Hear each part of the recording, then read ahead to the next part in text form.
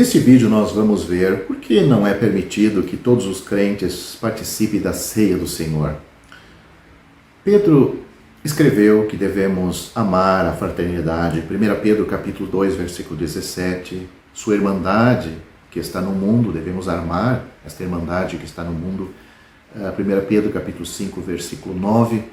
E fraternidade implica um relacionamento familiar, e João escreveu que a todos quantos o receberam o Senhor Jesus pela fé, deu-lhes o direito, Deus deu o direito de serem filhos de Deus. Evangelho de João, capítulo 1, versículo 12. Portanto, uma pessoa entra na família de Deus pela fé em Cristo, permitindo-lhe desfrutar de todos os privilégios familiares como filho de Deus.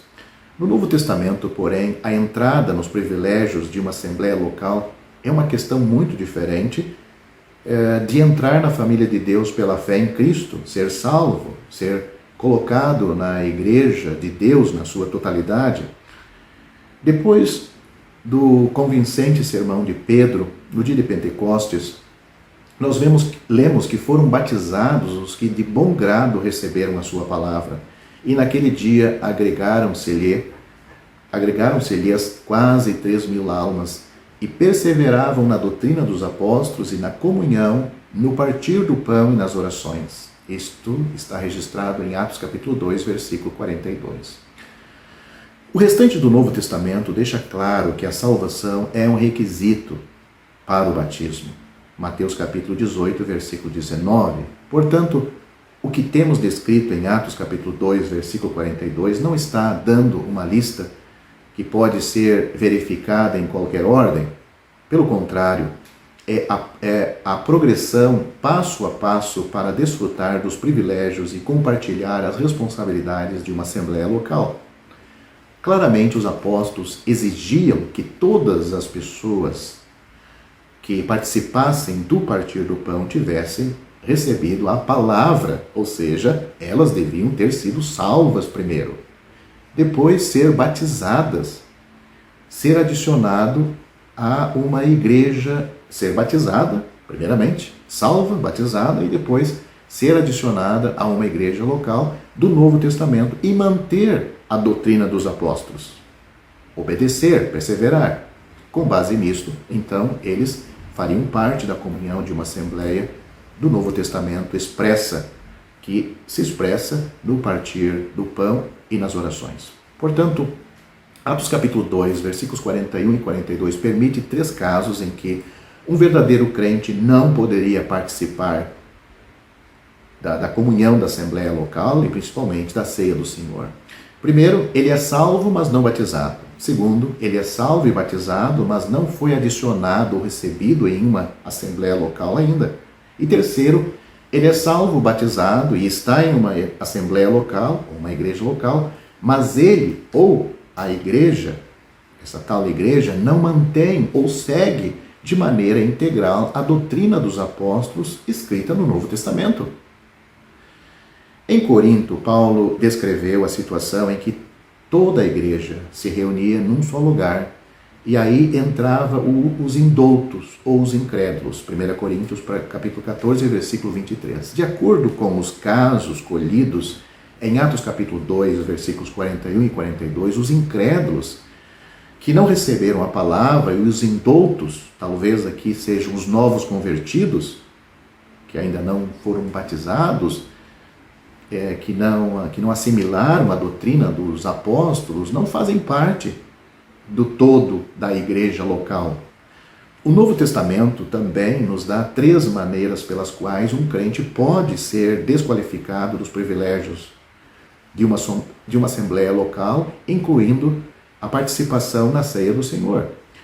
Em 1 Timóteo, capítulo 1, versículos 19 e 20, vemos 2 homens que perderam os privilégios porque desenvolveram e mantiveram doutrina errada. Este é um lembrete de que a comunhão do Novo Testamento não se baseia em ser apenas um crente, mas sim em compartilhar a doutrina correta. Esses homens, essencialmente, retornam ao lugar dos indoutos e precisam ser convencidos da verdade de acordo com a palavra de Deus. A segunda forma de desqualificação para não participar da comunhão de uma assembleia ou participar da ceia do Senhor quando visita uma assembleia ocorre quando há pecado contra um irmão e uma recusa em admitir o próprio erro. Temos o exemplo disso em Mateus capítulo 18, versículo 17. Neste caso, este homem está agindo como um gentil ou publicano, ou na linguagem de 1 Coríntios capítulo 14, versículo 24, um incrédulo. Portanto, ele também está desqualificado de todos os privilégios da Assembleia, incluindo a ceia do Senhor. Finalmente, a desqualificação ocorre quando um irmão comete um pecado moral, como os 6 pecados listados em 1 Coríntios capítulo 5, versículo 11, aonde nós temos fornicação, cobiça, idolatria, blasfêmia, embriaguez ou extorsão. Obviamente, qualquer crente envolvido nessas atividades que contaminam o testemunho está proibido de participar da ceia do Senhor e de todos os assuntos e de todos os outros privilégios da comunhão da Assembleia. Esses pecados são comuns entre os não salvos. Então, estar envolvido neles é agir como um incrédulo, que não pode participar de uma igreja local ou uma assembleia local. Assim, embora devamos amar cada irmão e buscar o seu melhor, não devemos confundir comunhão familiar com comunhão na assembleia local.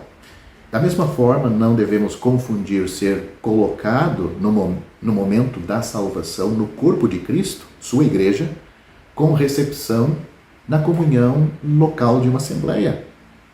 Permitir que um homem desqualificado participe da ceia do Senhor ou qualquer outro privilégio na assembleia local não seria uma expressão de amor para com ele, pois o colocaria em perigo de disciplina divina, ele e outros da assembleia.